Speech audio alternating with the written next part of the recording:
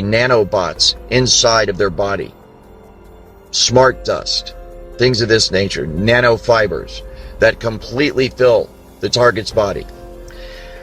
And based on some of the scientific papers that I've seen written on this, this is possible and it is going on. But it is a lower form of the technology. It is a less advanced form of the technology. The true holy grail in terms of this technology is DNA resonant frequency. It taps right into the DNA and it does it remotely by resonating with the exact frequency that your DNA resonates.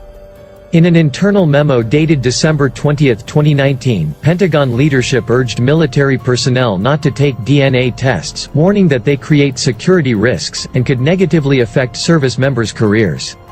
The memo noted that the tests could potentially create unintended security consequences and increase the risk to the joint force and mission. The memo specifically mentioned using the DNA for mass surveillance and for the tracking of individuals without their awareness as a top concern. This memo seems to substantiate whistleblower and former private security industry specialist Brian Coffrin's claims that the resonant frequency of the DNA is used to monitor, track, and control the minds of targeted individuals. What they do is they get your DNA, and then once they've got your DNA sequence, they can then go to a supercomputer and they can biocode directed energy attacks that will only go and bioresonate with your body. So that three people can be standing right next to you and nobody's going to feel the harassment except you, because these signals are biocoded to your body's tuning only. And then they can send down V2K, they can send down any symptom they want, because they're in full control of the bioresonance of your bioenergy. And what happens is, once the resonant frequency is found in the targeted individual, and the broadcast frequency matches up with that resonant frequency, those two frequencies interlock, and they can be thought of as one frequency or one energy. And what happens is, between the broadcast frequency and the individual that's receiving the broadcast frequency, once it's resonating, once they are resonating together, a super highway of frequency along which information can be sent is created.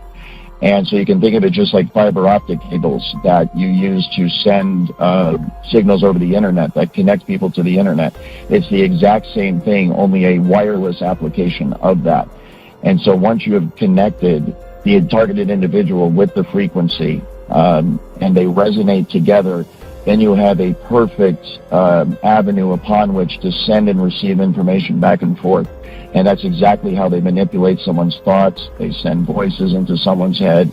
They manipulate their emotions. They manipulate their behavior.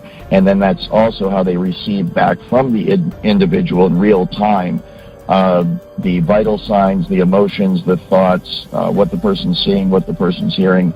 And then all that information, of course, is rendered on a computer elsewhere via software, and it can be monitored and tracked in real time.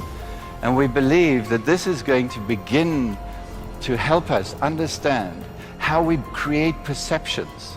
How do we create the world that we live in? We do not see with our eyes or hear with our ears. We see with our brain. You are not seeing me. You're imagining me, actually, standing up here. Your brain is an imaginarium, and it is building this perception. And this way, we'll be able to begin to understand it. Because of my responsibilities in surveillance as a otherwise normal security specialist, I was showed this technology at work. And it was through the perspective, of course, of the camera, and what I was told that it was obvious it was being used through the eyes of the targets.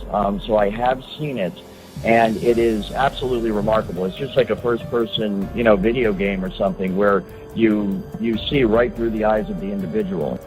When we look through our eyes, there are photons hitting the outside of our face. They don't actually make it into the part that thinks. The part that thinks is looking at something else. It's looking at some kind of weird compressed signal. Basically, those optical signals are interpreted by the brain, and then you perceive them as vision. You perceive them as pictures and so forth, but this is all electrical signals within the brain.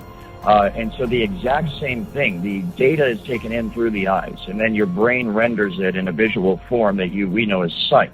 The exact same thing happens with the computer. The data is sent to the computer, and then it is rendered in the form of a picture that people can look at. Images, like natural images, like what I'm looking at, have so much structure that they can be shrunk and compressed into a very tiny, what AI people call representation.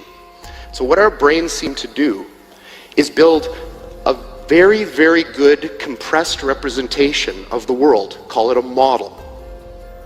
So just like if I have a building and there's like a blueprint or a scale model of the building, imagine I have the whole world and all of its concepts, and I shrink it down into this weird compressed representation so that it fits inside my brain. The exact same thing happens with the computer. The data is sent to the computer, then it is rendered.